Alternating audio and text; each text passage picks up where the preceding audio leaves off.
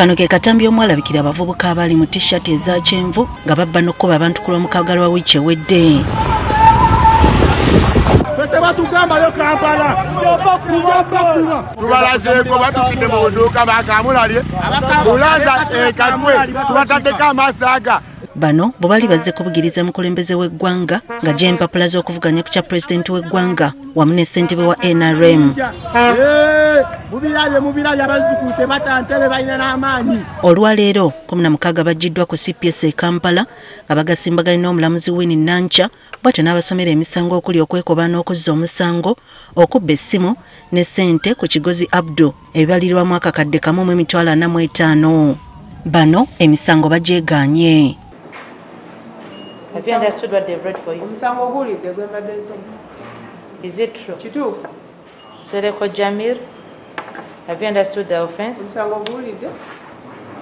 Is it true?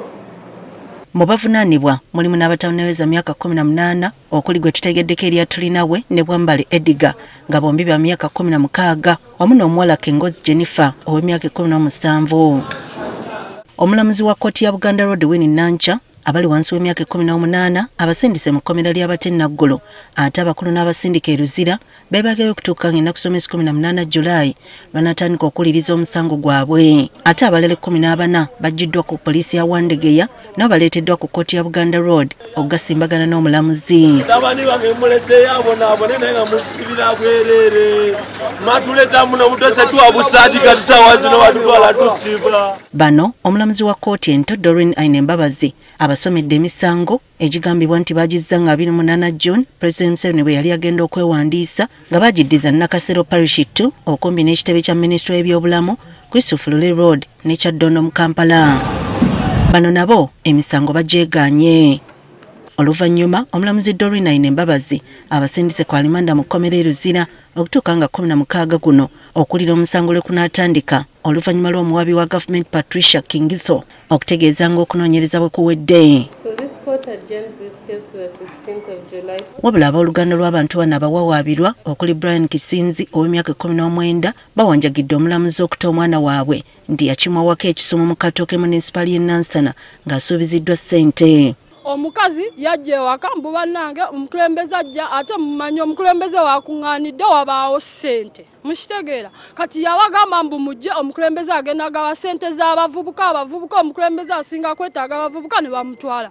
Mama wange yazirise, mama wange ali ku oxygen ali mu ddwaliro, muganda wange nzaamuliko nze.